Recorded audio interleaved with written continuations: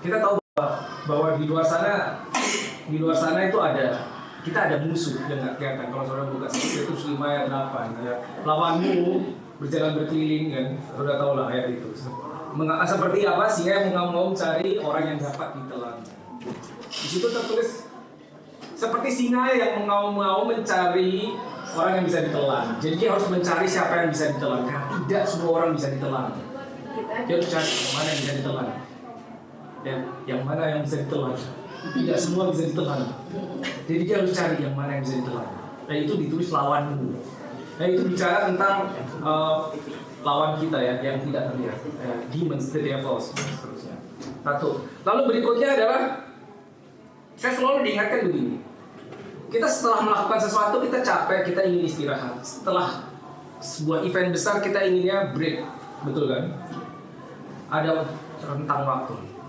Tapi ternyata lawan kita tidak pernah take a break. Yes, keliling terus. Ya, si iblis tidak pernah istirahat. Kita sering break, kita sering istirahat. Sedikit Tuhan capek, saya mau break dulu. Tapi dia tidak pernah break. Saat kita liburan, dia terus kerja keras. Menjelang akhir zaman, sampai yang tahu ini hari akhir. Dia tidak mengurangi frekuensi kegiatan dia, tapi dia makin cepat. Nah sementara kita cenderung kita mengikuti daging, ya, capek ya sudah berhentilah, capek berhenti, istirahat dulu. Tapi dia nggak berhenti, saudara. Gitu. Ya, bagi saudara yang pernah ikut kuliah umum di Healing, kita waktu itu saya kategorikan dua adalah healing untuk diri kita sendiri dan healing untuk orang lain. Healing for ourselves dan healing untuk orang lain. Sebetulnya mirip, hanya beda etika. Maksudnya healing untuk diri kita sendiri dan healing untuk orang lain begini. Saat saudara sudah memahami semua konsep tentang divine healing, ya, saudara harus keluar melayani healing. Karena saudara sudah tahu. Dan di luar sana yang sakit tuh banyak saudara, gitu. Dan mereka butuh saudara, gitu. Jadi diharapkan saudara keluar dan melayani orang sakit. Tapi tentunya saudara harus dalam keadaan sehat, betul kan? Makanya healing buat diri kita dan healing buat orang lain.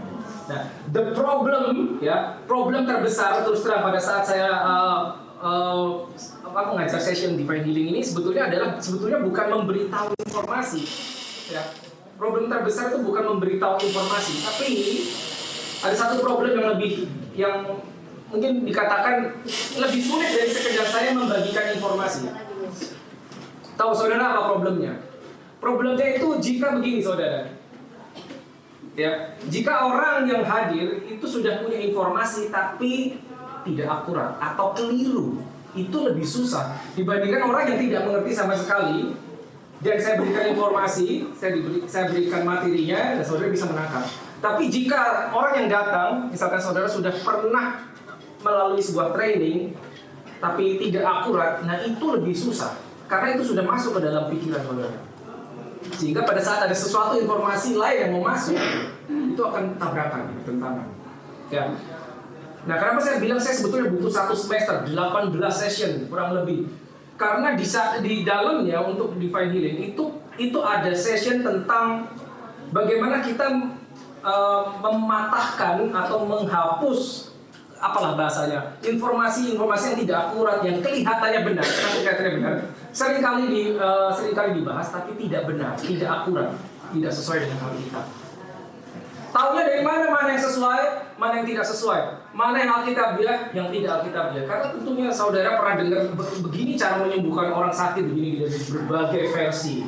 Ya, saya juga pribadi pernah dengar banyak versi. Tapi saya harus jujur kepada saudara, beberapa tidak akurat atau dalam kurung keliru. Begini cara saudara menganalisa bagaimana yang benar mana yang tidak. Saudara buka Alkitab, ini sangat mudah. Karena semua versi yang lain, ya, semua cara itu kita bisa telan semua dalam arti oh iya benar saya ikuti ini. Kok ada hasilnya benar saya ikuti ini. Caranya begini saudara. Saudara buka Alkitab, gini saya kasih tahu. Jika, perhatikan baik-baik, jika Yesus tidak melakukannya,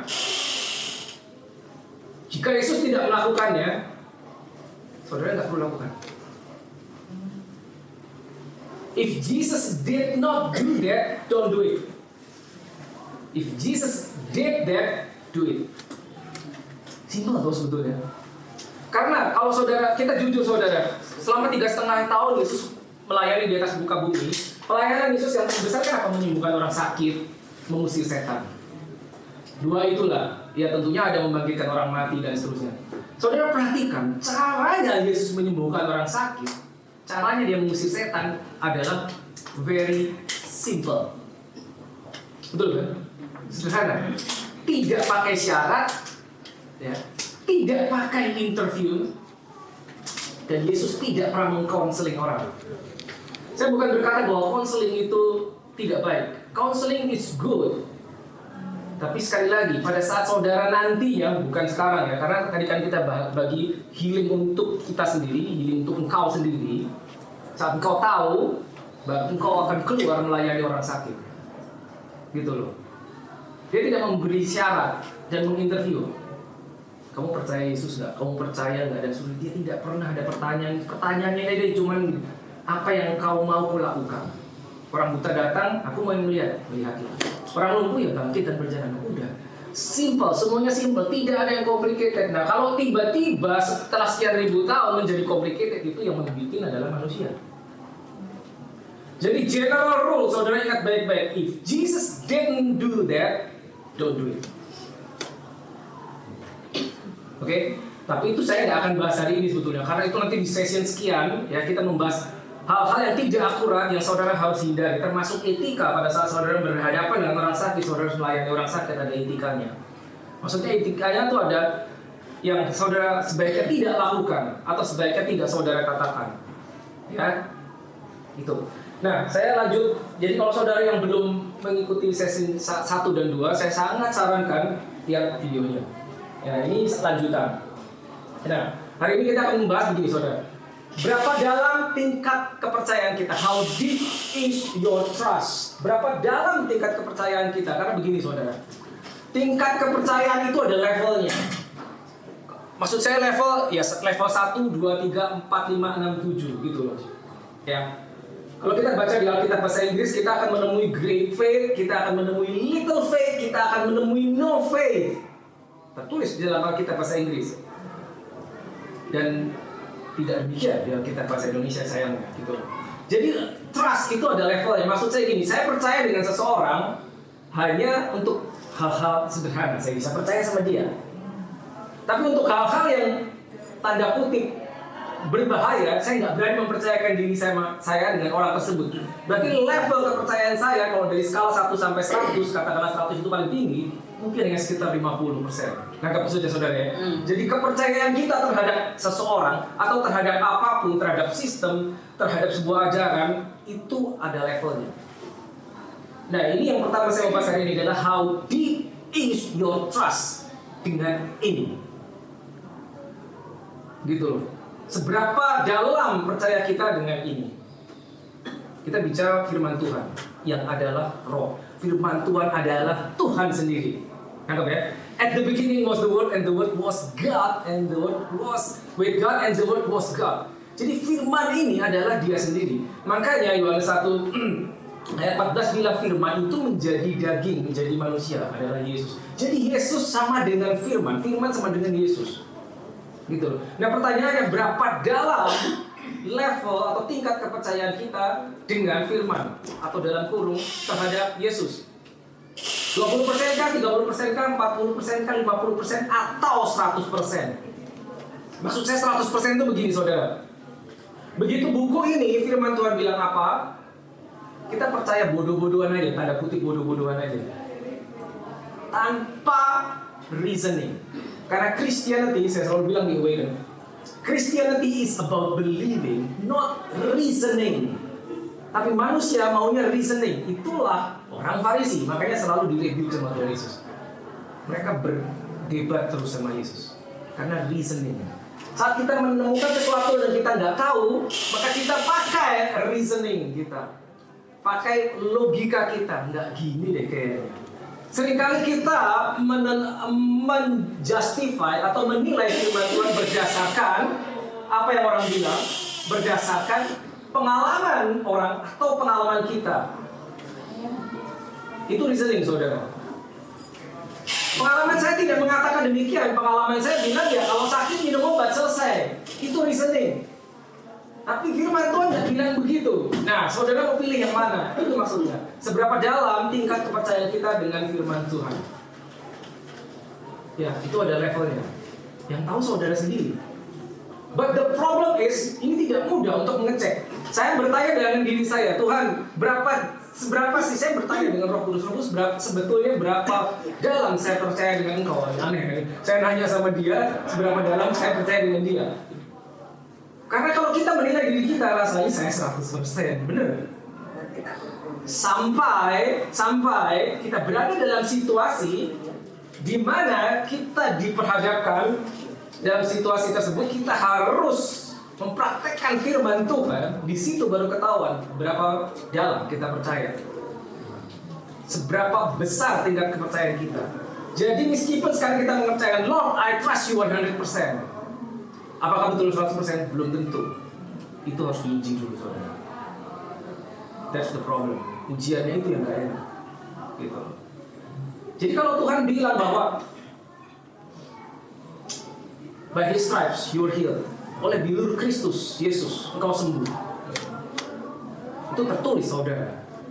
Minimal 2 kali di perjanjian baru, 1 Petrus 2:24 dan perjanjian lama Yesaya 53 ayat 4 dan 5. Tapi untuk kita tahu apakah kita percaya apa enggak, kita harus diuji tuh. Gitu loh. Nah makanya pada saat saudara yang sudah pernah berada di dalam situasi saudara menumpangkan tangan atas orang sakit dan orang itu sembuh, atau saudara mempraktekkan terhadap dirimu sendiri dan kau sembuh, kau baru tahu levelmu seberapa. Di situ dia. Nah itu yang dicegah oleh musuh. Iblis selalu mencegah supaya engkau bisa mendapatkan kesuksesan yang pertama. Maksud saya kesuksesan itu begini. Saat kita mempercayai Tuhan, aku percaya yang divine healing ini beneran, serius, bukan cuma ajaran kosong, beneran. Apa yang Alkitab bilang ini benar. Tapi sebelum kita mengalami, itu baru teori. Tapi begitu kita mengalami, level kita naik. Begitu kita mengalami, level kita naik lagi. Begitu kita mengalami, level kita naik lagi, dan seterusnya. Makanya ini dicegah oleh musuh kita, jangan sampai kita mengalami, at least yang pertama. Karena yang pertama penting sekali. Oke, ya. Kita ketemu firman, dengan mudah kita bisa bilang percaya. Yang paling sering begini, saudara. Yang paling sering saya lihat adalah orang akan bilang, saya sudah pernah melakukannya, tapi tidak ada hasilnya. Sehingga pengalaman tersebut, ya, orang bilang, saya sudah mempraktekkan ini. Saya mendeklarasikan firman Tuhan, saya mengkonfes firman Tuhan. I am healed, I am healed. Saya percaya dengan kuasa darah Yesus, tapi nggak ada hasilnya. Tetap sakit, mungkin buat diri sendiri atau buat orang lain tetap sakit. Sehingga pengalaman tersebut membentuk ya mindset kita. Sehingga titik itu kepercayaan kita adalah terhadap pengalaman kita, bukan lagi ini. Sehingga apapun yang dikatakan Alkitab, kita akan ragu. Karena kita percaya dengan pengalaman kita di masa lalu. Nah, saudara, saya rasa semua pernah mengalami ini. Ya toh? Nah, itu yang bahaya. Itu yang bahaya. Harusnya dibalik. Ya. Kita menilai segala sesuatu berdasarkan ini, bukan dengan pengalaman kita cocok-cocokin. Cocok nggak pengalaman saya dengan firman Tuhan? Gitu loh. Pengalaman kita bisa salah, saudara. Feeling kita, perasaan kita bisa salah. Sangat bisa. Tapi ini the truth yang tidak pernah salah, tidak mungkin salah. Itu dia. Nah ini yang perlu dibangun. Seberapa dalam kita percaya dengan Tuhan. Ya, itu sering terjadi dan kita semua pernah alami. Kok saya udah praktekin tidak berhasil. Nah saya kasih ilustrasi, saudara. Saudara, saya kasih sebuah batu lah, batu segini besar, batu. Dan saya berikan kepada saudara, di tangan saudara sebuah palu besi. Ini saya minta saudara, coba pukul batu itu.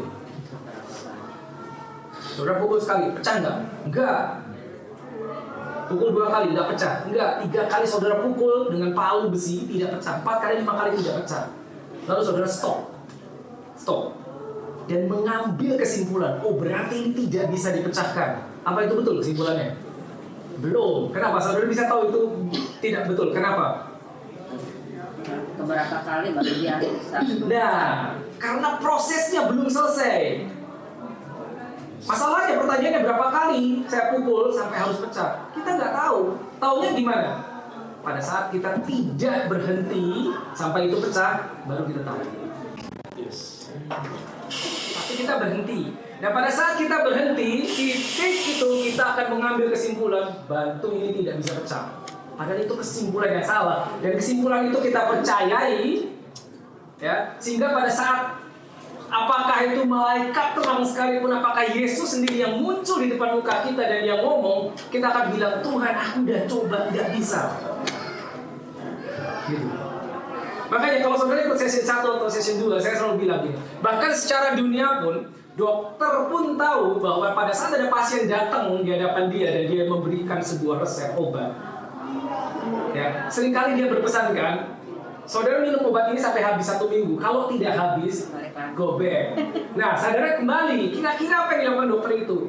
Kalau paling sering apa? Dosisnya dinaikkan. Betul? Berarti apa? Dokter itu tahu, oh, berarti apa? Harus there is more power, harus ada dosis lebih atau harus ada porsi lebih untuk penyakit tersebut. Itu sama berlaku, saudara. Saat kita, oke, Tuhan saya udah berkata, oke, bilur-bilurmu aku sembuh. Berapa kali kita mendeklar itu? 1 kali Tuhan. Saudara minum obat aja minimal 3 kali sehari. Tapi kalau kita disuruh mendeklarasikan firman Tuhan, mengkonfes 3 kali sehari, gampang lupa toh? Gampang lupa. Tapi kalau obat nggak berani lupa. Kenapa? Karena kita percaya semua. Nah ini yang terjadi, saudara. Ini yang terjadi. Kenapa? Kalau kita lihat mujizat-mujizat kesembuhan itu zaman dulu lebih sering dibandingin zaman sekarang. Saya udah pernah cerita yang sebelumnya. Karena Yesus banyak saingan. Ya itu obat-obat itu saingan Yesus. Oke, jadi gue berapa dalam saudara percaya dengan firman Tuhan? Berapa banyak, seberapa dalam prosentase percayamu dengan Tuhan? Ya, hanya Kau yang tahu. Dan itu harus melalui ujian untuk mengetahuinya. Oke. Tapi begini saudara, kalau kita tidak berani mempercayai ini, berarti kita bukan orang Kristen. No, bukan. Bukan orang Kristen kalau kita tidak berani mempercayai ini. Being a Christian adalah menjadi seperti Kristus. Menjadi seperti Kristus itu mengikut Kristus, apa yang Kristus suruh lakukan. Semua ada tertulis. Kalau kita nggak berani percaya, berarti kita bukan Kristen. As simple as that. Sesimpel itu. Ya, oke. Nah, ada 2 hal. Oh, saya nggak ada. Enggak. Oh, saya ada spidol. Saya akan tulis sesuatu. Ada 2 hal, saudara. Divine healing. Tapi ada satu lagi. Divine health. Kelihatan nggak di belakang? Beda. Ya. Divine healing dan divine health itu berbeda, saudara. Itu berbeda. Divine healing itu misalkan gini, ini kesembuhan, kalau ini kesehatan. Kita harus sampai sini, jangan berhenti di sini. Ini belum selesai. This is good, kita start dari sini, tapi kita harus nyampe level ini. Divine health. Divine healing, pada saat kita sakit, kita mempercaya ada kesembuhan ilahi. Ada cara untuk sembuh, bukan hanya dengan obat, tapi dengan firman Tuhan. Kenapa? Sekali lagi, kalau dia sudah ngomong, nah kita berkata, dia tidak akan mengubah firman-Nya yang sudah keluar dari mulutnya. Dia nggak akan ubah, nggak bakal dirubah. Saudara boleh buka Mazmur 89 dan 37 dan seterusnya. Ya. Kenapa? Karena dia setia. Begitu dia ngomong, saya sering pakai kata terlanjur. Begitu dia terlanjur ngomong, dia nggak akan tarik. Begitu dia janji oleh bilur Yesus, kau sembuh, itu nggak akan diralat sama dia sampai kapanpun. Tidak akan diralat. The problem is kita berani percaya itu apa enggak? Itu nggak akan diralat, tidak akan diralat. Makanya waktu ujian kemarin ada satu soal, saya minta saudara sebutkan 5 ayat tentang kesembuhan. Kalau saudara mau sampai sini, saudara harus tahu itu. Di sini, nggak perlu cari. Gitu loh. Divine healing adalah pada saat seseorang sakit dan dia dilayani kesembuhan. kesembuhan ilahi, bukan secara natural tapi secara supernatural. Tapi setelah sembuh dia bisa sakit lagi nggak? Bisa. Maka Yesus ngomong sama orang yang habis disembuhkan, pergilah jangan berbuat dosa lagi supaya yang lebih buruk tidak terjadi padamu. Berarti apa? Bisa terjadi sakit lagi toh. Jangan berbuat dosa lagi supaya. Tuh. Setelah disembuhkan mengalami mujizat bisa sakit lagi, bisa sakit lagi. Berarti apa? Setelah kita sampai level ini, kita mengalami mujizat kesembuhan, dalam keadaan sembuh, saudara harus memelihara tubuhmu supaya nggak sakit lagi. As simple as that, betul kan? Dokter pun bisa memberikan saran. Oke, saudara makan teratur, istirahat cukup, olahraga. Nah, itu dunia. Saya bukan dokter, saya nggak akan memberi saran seperti itu, saudara. But itu bagus gitu loh. Nah, kita percaya seperti itu karena itu tahu bahwa oke, saya makan teratur supaya saya nggak sakit. Saya harus berolahraga supaya tubuh ini kuat, betul kan? Saya harus istirahat cukup supaya tubuh saya tidak gampang lemah, betul. Supaya tidak sakit penyakit menyerang saya. Oke? Ya. Itu adalah usaha untuk kita tetap berada di divine health. Tapi semuanya divine ini, divine, ilahi. Bukan natural, supernatural. Ada hal-hal yang natural kita lakukan, termasuk itu tadi, makan yang benar, ya. Jangan kebanyakan. Rata-rata kebanyakan yang bikin sakit, bukan kekurangan ya. Ya, istirahat cukup dan seterusnya. Ya, itu natural. Tapi ada juga yang supernatural, gitu. Nah, ini yang kita harus kejar. Gimana kita bisa sampai ke posisi divine health? Maksudnya apa? Begitu engkau sembuh, engkau nggak sakit lagi. Itu apa mungkin gitu kan, kita mikir apa mungkin. Saudara pernah baca di Injil Matius, Markus, Lukas, Yohanes, Yesus plus 12 orang muridnya, apakah pernah tercatat satu kali saja mereka, nggak usah Yesus lah, muridnya dalam keadaan masuk angin aja? Apa pernah? Masuk angin aja deh, nggak usah yang parah-parah atau sakit kusta zaman dulu atau apa, masuk angin aja pernah ada? Kok bisa nggak pernah sakit? Mereka jalan terus, mereka nggak naik mobil, panas, hujan, terik. Zaman dulu, saudara, apa mereka mengantongi panadol? Tidak. Pernah tercatat apa mereka batuk-batuk dan sebagainya? Enggak, kok bisa? Pertanyaan kan? Kalau itu bisa, berarti kita bisa. Nah, saya tahu titik ini mulai jalan, nggak mungkin. Gak mungkin, sekali dua kali pasti sakit. Come on. Saya selalu bilang, your example, contohmu adalah Yesus. Kenapa? Di dalam Yesus, itu mesinnya sama yang di dalam engkau. Apa mesinnya? Holy Spirit. Amen. Holy Spirit. Itu kuncinya, itu mesinnya. Kenapa dia bisa berjalan terus dari kota-kota sampai mau dilempari batu segala, lewat tengah malam di tengah lautan, ombak, angin, nggak sakit? Mesinnya. Nah, mesinnya dikasih ke kita sekarang. Gitu. Satu-satunya cara kenapa kita tidak bisa mengalami atau jarang orang mengalami hanya karena apa? Ini, saudara, kepintaran atau alias reasoning. Ya, kita menggunakan pengalaman kita menggunakan pendapat orang lain. Itu yang menghalangi divine healing. Itu yang menghalangi kuasa Tuhan untuk bekerja. Ya, oke, jadi dua hal, divine healing dan divine health. Divine healing, kalau sekarang kita dalam keadaan tidak sehat, sakit, we need this. Begitu engkau dalam keadaan sembuh, dalam keadaan baik, ini supaya nggak balik ke sana. Amin. Gitu loh. Itu dia. Sama seperti hidup dalam mujizat, bagus. Tapi kalau saudara baca Alkitab, mujizat itu didesain untuk diterapkan dalam keadaan krisis. Berarti kalau kita nggak mujizat itu berarti hidup kita krisis. Ada satu yang lebih baik apa? Live not in crisis, but live in divine blessing. That's it. Karena begitu engkau masuk di dalam divine blessing, sebetulnya kita tidak perlu mujizat. Kenapa? Karena sudah di dalamnya. Bisa dipahami, saudara. Ya. Dan mujizat itu selalu temporary. Di Alkitab satu-satunya mujizat yang paling lama tercatat terpanjang adalah Bangsa Israel di tengah gurun. Apa itu? Dikasih makan dari langit, mana? 40 tahun mujizat nggak berhenti. Tapi suatu saat berhenti tuh mujizat itu pada saat mereka masuk Kanaan, betul.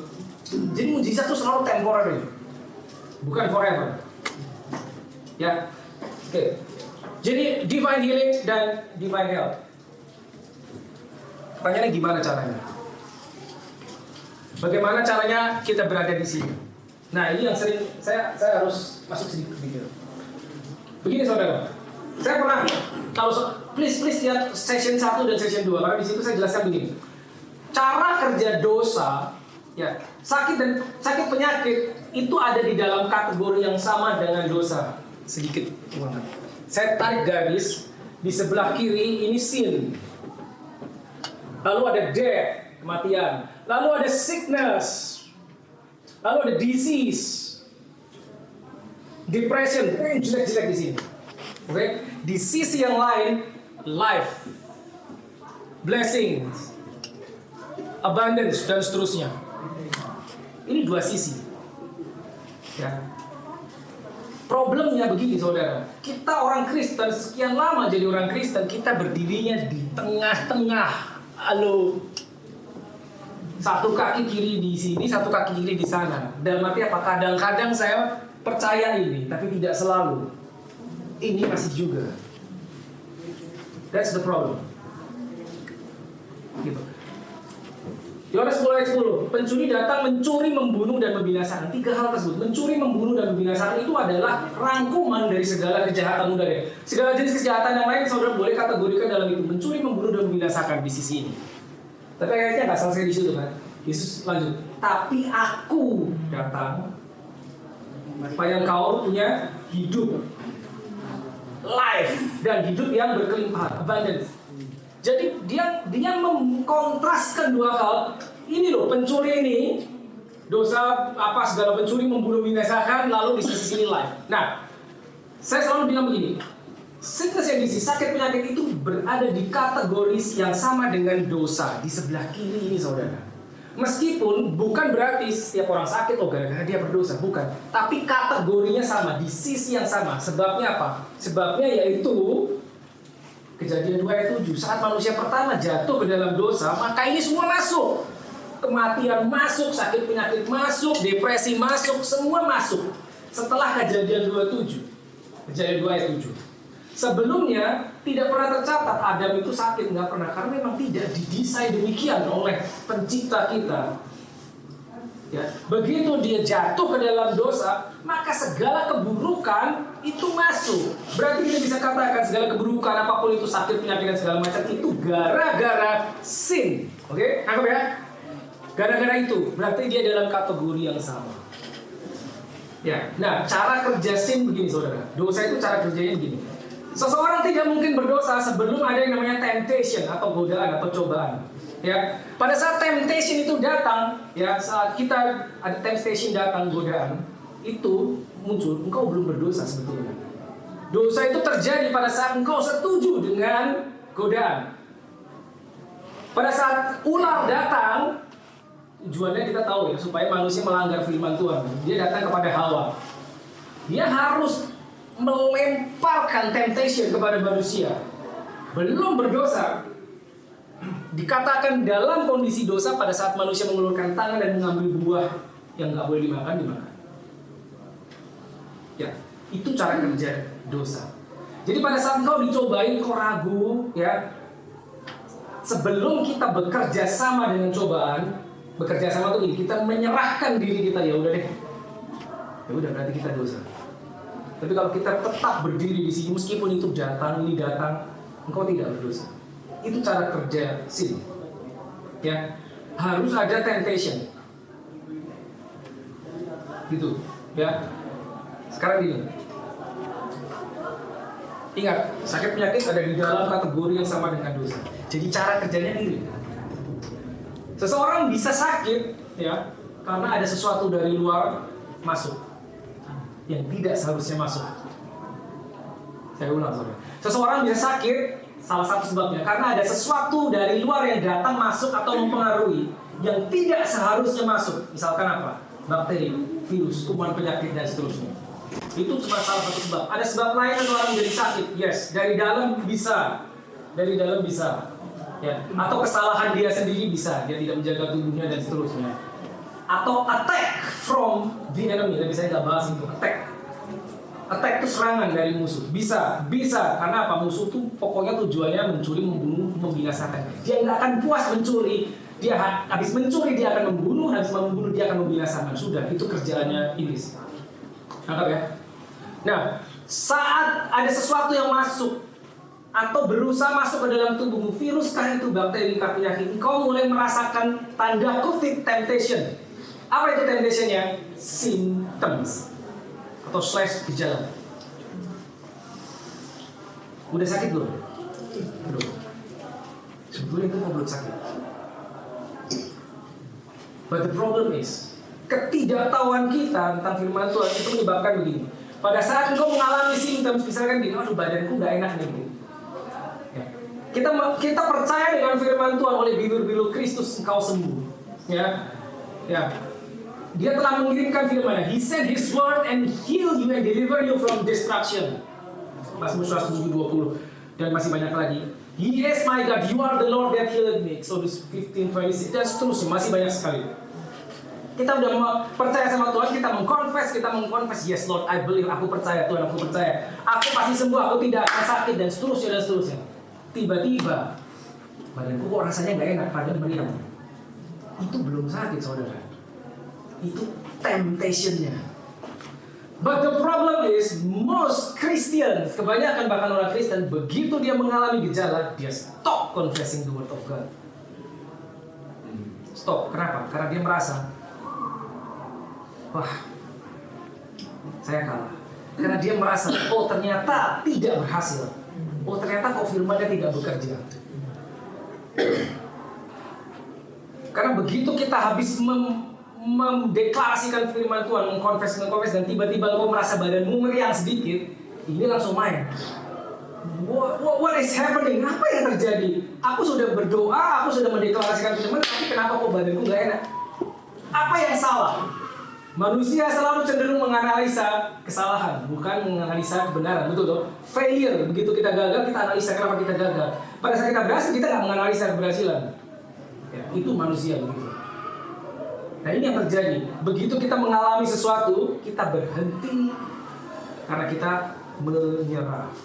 Nah, itu sebetulnya kesalahan kita. Prosesnya belum selesai. Ya.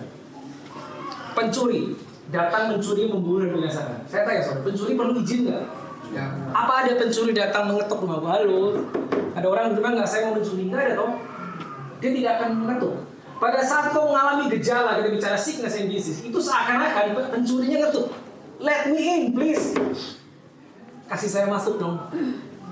Engkau sedang mendeklarasikan firman Tuhan, I am healed by the blood of Jesus, katakan. Tiba-tiba dia ngetok. Sakit penyakit ngetok. Let me in, please. Saya mau masuk. Dan kau berhenti. Dia masuk dia.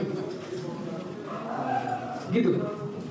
Jadi apa yang harus dilakukan pada saat temptation / gejala, symptoms itu datang? Tingkatkan dosisnya. Double up your dosage. Harus intens. Kapan kita berhenti? Sampai batunya pecah. Sampai batunya pecah kita baru berhenti. Berarti kita menang. Markus 11. Efesus nanti mungkin buat yang session berikutnya. Markus 11, 23, 24. Saya bacakan saudara. Saya baca New King James. Saudara kalau mau baca bahasa Indonesia silakan. For assuredly I say to you, whoever says to this mountain, be removed and be cast into the sea, and does not doubt in his heart, ya, tidak bimbang dalam hatinya, but believe that those things he says will be done, he will have whatever he says. Ada 3 kali kata say. Katakan, perkatakan. 24. Therefore I say to you, whatever things you ask when you pray, believe that you receive them and you will have them. Perkatakan. Ini senjata yang paling powerful, saudara. Saat kita percaya, kita melepaskan firman Tuhan, itu senjata saudara. Itu senjata firman Tuhan. Karena kita juga bilang seperti pedang bermata dua. Tapi di sisi lain, kita juga berkata, no weapons formed against you shall prosper. Tidak ada senjata yang ditempa melawan engkau akan berhasil. Sickness and disease itu senjata juga, tapi bukan senjata kebenaran, senjatanya musuh. Jadi dia bisa pakai itu untuk menyerang engkau. Bagaimana senjata saat dilemparkan kepadamu, engkau menahannya dengan apa? Dengan senjata juga, dengan perisai iman, dengan senjata juga.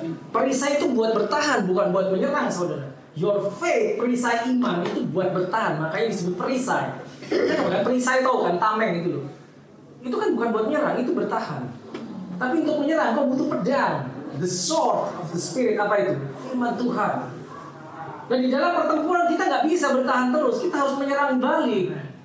Berarti apa? Pada saat musuh datang melemparkan tuduhan, temptation atau gejala, jangan cuma bertahan dengan iman, tapi seranglah balik dengan apa? Firman Tuhan. Bagaimana melepaskan firman Tuhan dari mulutmu? Itu loh. Perkatakan. Pertanyaannya, saya mesti ngomong apa? Kan gitu kan, perkatakan. Badanku kok gak enak gitu loh. Simple, saudara, simple. Ingat, apa yang Yesus lakukan, ikutin. Yesus tuh selalu begini. Dia selalu mengatakan apa yang ingin dia lihat. Dan dia tidak mengatakan apa yang sudah terjadi atau sudah dilihat. Saya ulang. Kita ikuti Yesus. Dia selalu memperkatakan sesuatu yang ingin dia lihat. Jadi apa? Dia pengen hasil seperti apa, dia ngomong kayak gitu. Jadi dia tidak mengatakan sesuatu yang udah kelihatan. Itu dari sejak semula kejadian gitu. Makanya pada saat penciptaan segala sesuatu gelap, Allah Bapa nggak ngomong, oh gelap banget ya. Enggak, dia bilang apa? Jadilah terang, karena dia ingin melihat terang. Oke? Yesus begitu juga. Makanya begitu ketemu orang mati, dia mau tidur. Karena tidur bisa dibangunin lagi. Ya, dia selalu melepaskan apa yang ingin dia lihat. Dia ingin lihat orang lumpuh bangun dan berjalan. Dia bangkit dan berjalanlah. Melihatlah, mendengarlah, terbukalah. Jadi hasil seperti apa yang kau inginkan, itu yang kau keluarkan dari mulutmu. Oke? Jadi pada saat kita mengalami gejala, kita udah memperkatakan firman, ya. Kita udah memperkatakan firman oleh bilur Yesus, aku sembuh. Badanmu gak enak. Itu saatnya engkau mengatakan sesuatu diarahkan kepada apa? Kepada tubuhmu. Bagaimana ya? Badanku merasa meriang. Apa itu namanya? Demam. Berkata kepadaku, demam, aku perintahkan kau pergi dari tubuhmu. Now get out of my body in the name of Jesus. Nah saudara, kalau nggak pernah mengalami ini atau melakukan ini, kedengarannya aneh. Dan pada saat engkau mengatakannya, mau melakukannya, mindset kita seringkali reasoning. Apa iya? Udahlah, nggak usah terlalu aneh lah. Nggak usah terlalu aneh. Udah, ambil Panadol selesai. No faith, nggak perlu iman. Gitu loh. Tapi bagaimana kita memperbesar iman kita, melatih iman kita kalau setiap kali badan meriang dikit kita ambil Panadol? Gitu. Gitu maksudnya saudara. Apa yang kau inginkan tubuhmu? Kau ingin penyakit itu keluar, kau ingin demam itu berhenti, katakan kepada tubuhmu. Kenapa? Kita melepaskan firman. What is firman? What is the word? Spirit. Spirit. What is the spirit? God. Kalau kau percaya yang kau lepaskan itu firman Tuhan dengan imanmu, itu ada kuasanya. Tapi kalau nggak percaya, nah itu beda. Itu yang berbeda. Gitu. Oke? Karena waktunya habis, gini, ya. Jadi ingat, pada saat mengalami gejala itu belum selesai. Please, jangan menyerah di situ. Bukan saatnya menyerah. Double up, tingkatkan dosisnya, naikin dosisnya. Sampai kapan? Sampai pecah lagi. Sampai pecah lagi. Yes. Sampai apa yang ingin kau lihat itu terjadi. Jadi pada saat sampai berhasil, betul. Jadi pada saat, jadi seperti sebuah kontes. Ya, staring kontes, pernah lihat nggak? Dua orang berhadapan, siapa yang kedip duluan itu kalah. Kayak gitu. Makanya saudara pernah baca sebelum Daud dan Goliat itu berperang. sebelum mereka berperang itu kan dua bangsa, betul, bukan dua orang, dua bangsa, satu Israel, satu Filistin, toh, ya kan? Maju memang satu-satu, jadi sepertinya dua orang, tapi ini satu bangsa sudah siap ratusan orang. Di sebelah sini bangsa Israel, sebelah sini bangsa Filistin, tengahnya lembah. Ratusan orang mau perang. Tapi apa yang mereka lakukan selama 40 hari? Mereka nggak maju-maju. Tidak melemparkan satu panah pun. Selama 40 hari mereka cuma saling mengata-ngatai. Bayangin, ngapain? Karena mereka berharap musuhnya itu secara mental akan ciut. Ya, akan ciut. Dan mereka akan mengundurkan diri dalam arti apa? Kalah sebelum bertanding. Gitu loh. Nah, makanya si Goliat muncul, dia kan ngomong bermulut besar, kan? Dia ngomong mengintimidasi. Itu dia. Jadi siapa yang nyerah duluan itu pasti kalah. Dan pada saat kita bertahan di dalam firman Tuhan, makanya tadi saya awali, seberapa dalam kita percaya. Seberapa dalam kita percaya? 100% kah? Kita nggak tahu apa itu 100 sampai 80 sampai kita coba. Gitu loh. Kapan kita harus berhenti? Sampai pecah batunya. Sampai musuh kalah. Karena sampai satu titik, kalau enggak kita yang kalah, dia pasti kalah. Termasuk sakit penyakit. Pada saat symptoms itu datang, please don't stop. Tingkatkan dosisnya. Terus lawan dengan apa? Firman Tuhan. Serangan dari mulut. Seperti itu. Gitu. Karena sampai satu titik, dia harus pergi. Gitu. Apakah kurang aneh? Yesus kurang aneh apa gitu? Yesus mengajarkan murid-muridnya, berkatalah kepada gunung ini, berjampaklah di laut. Kurang aneh apa coba? Masa kita suruh ngomong sama gunung, udah itu suruh minggir lagi gunungnya? Kurang aneh apa? Kita baca firman itu sebal lewat aja gitu. Tapi kalau kita analisa, ini aneh nih orang. Masa gunung suruh minggir? Tapi itu tertulis dalam kitab yang ngomong Yesus, your Savior. Gitu loh. Kurang aneh apa? Jangan reasoning, saudara. Kita tidak bisa menaturalkan yang supernatural. Tidak bisa. Biarkan yang supernatural tetap supernatural. Jangan dinaturalkan. Tapi apa? Kita masuk ke dalamnya dengan mempercayainya, dengan mempraktekannya. Itu caranya. Jadi pemantaunya. Seperti itu. Jadi seperti itu ya. Yang terakhir adalah bagaimana kita tetap berada di sini, ya. Kita harus punya landasan untuk berdiri. We are standing on the ground. What kind of ground? Kita berdiri di atas landasan. Landasanmu apa? Firman. Makanya Yesus dicoba iblis, dia bilang ada tertulis. Dalam arti apa? Dia hafal, dia ingat. Itu. Makanya waktu ujian kemarin saya minta saudara sebutkan 5 pasal kan? 5 ayat. 5 ayat tentang healing.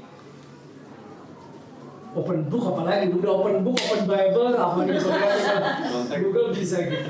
Tapi masih ada yang salah saudara, masih ada yang salah. Google. Serius bener gitu. Gitu loh. Nah ini untuk bertahan. GPS Ya. Di sini pada saat kita membutuhkan kesembuhan, kita harus pakai pedang roh untuk menyerang musuh. Begitu sembuh, pakai perisai imanmu untuk bertahan supaya kita nggak balik ke sana. Gitu.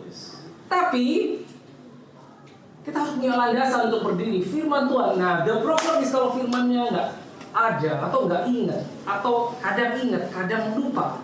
Itu problem, saudara. Salah satu contoh, salah satu cara untuk mengecek apakah kita hidup 100% percaya. Kita nggak usah bicara presentasi. Apakah kita sudah percaya, seberapa jauh kita percaya dalam begini, cara mengeceknya. Dalam sehari, berapa kali firman Tuhan bicara tentang healing yang meluncur keluar dari mulutmu? Dalam satu hari, berapa kali? Mari kita jujur, masing-masing. 1, 2, 3, atau nggak pernah? Kadang 2 kali. Kadang, besok enggak, sekarang iya. Ya kalau lagi sakit ya saya keluarin dari mulut. Kalau enggak bisa gitu. Kalau lagi sakit itu udah nyampe sini. Jangan sampai kembali sini. Pada saat kau tidak sakit, you live in divine health, itu tetap kau perkatakan. Itu seperti memadari dirimu dengan perisai. Gitu.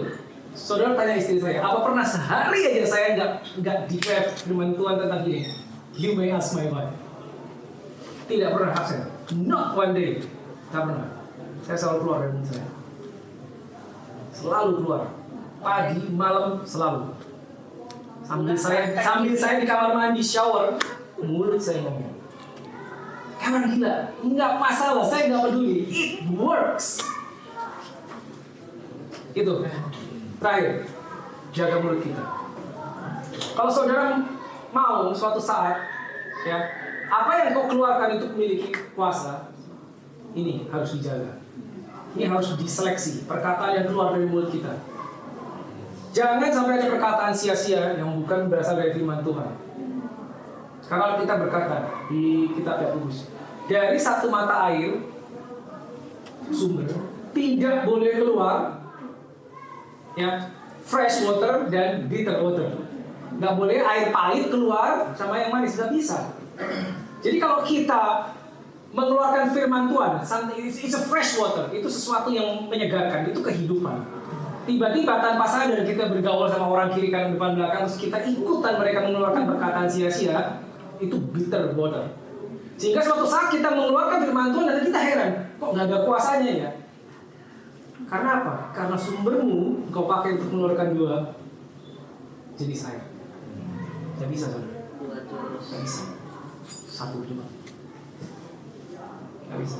Kalau kau mau punya kuasa dalam perkataan, ini seleksi. Ya. Tapi menyeleksi ini itu satu paket dengan menyeleksi ini dan ini. Karena biasanya masuk dari sini, turun ke sini, lalu keluar lewat sini. That is the problem. Kalau kita mau menyeleksi apa yang keluar dari mulut kita harus seleksi apa yang masuk, apa yang kau lihat, dan apa yang kau lihat. News, berita, internet.